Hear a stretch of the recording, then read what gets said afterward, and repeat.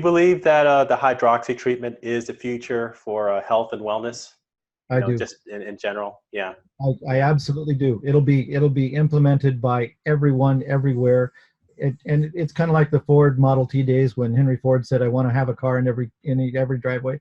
Well, people need to really have one of these in every home, and it will Yes. revolutionize health as we know it.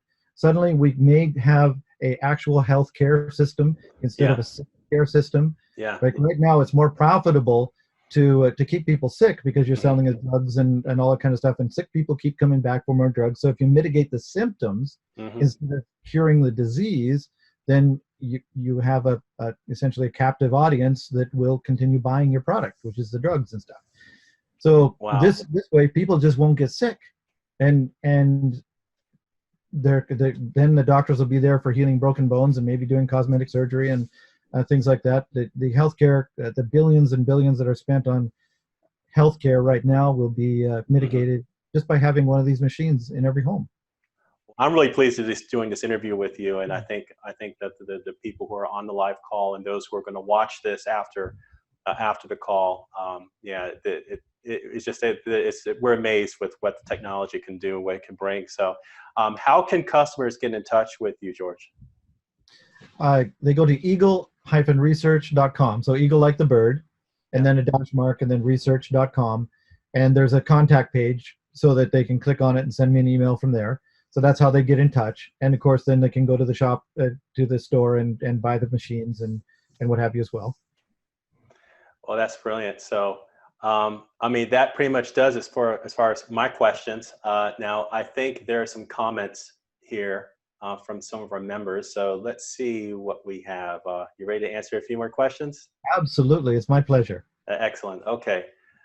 Well, here's a question.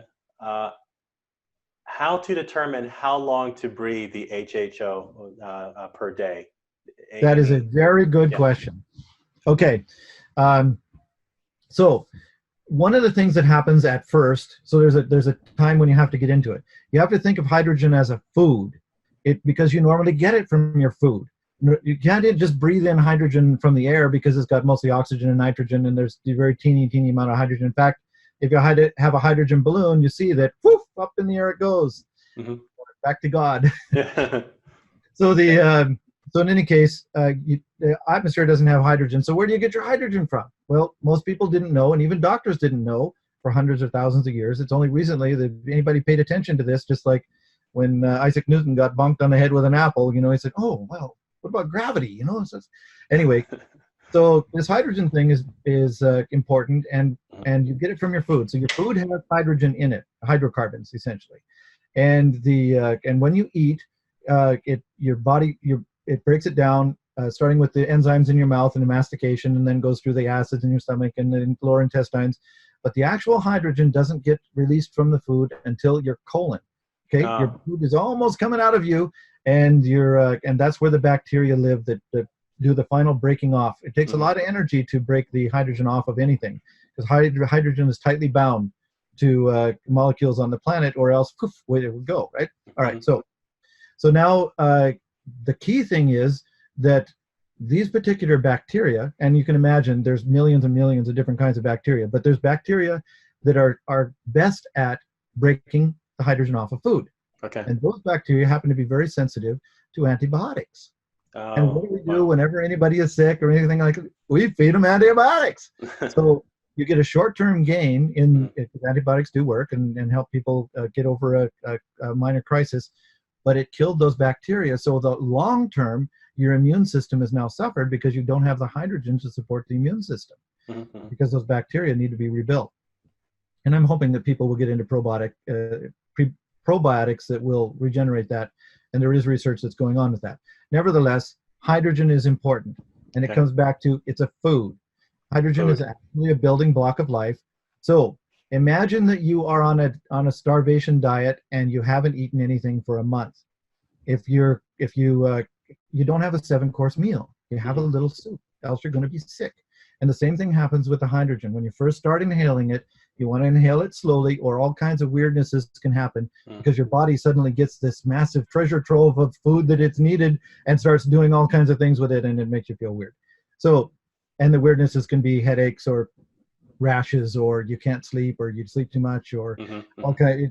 I say weirdness because every body is different, and I have no idea how it's going to manifest in any particular body. But I do know you need to start slow. Okay, now you've built up. I say let's start about 5 minutes 3 times a day, because it, like food, it's best if you have some and then let your body absorb, and then have some and let your body absorb. Okay, so so about 5 minutes 3 times a day, increase a minute a day. So the second day, 6 minutes 3 times a day, third day, 7 minutes, like that. So now when you're up to 20 minutes 3 times a day, then you can inhale all you want. Like I've inhaled as much as 8 hours a day. And a lot of people sleep all night with it. They just go to sleep with the cannulas on and breathe it all night. And that's fine. There's no problem with that whatsoever. There's no toxic limit of the gas, because if you inhale more than your body needs when your blood is saturated, you just exhale the excess. The body just gets rid of it, just like excess carbon dioxide. So to answer the question, generally a therapeutic value would be a minimum of an hour a day, preferably in 3 20-minute sections. But some people, they just don't have 20 minutes 3 times a day that they can sit down and do it. So you do what you can.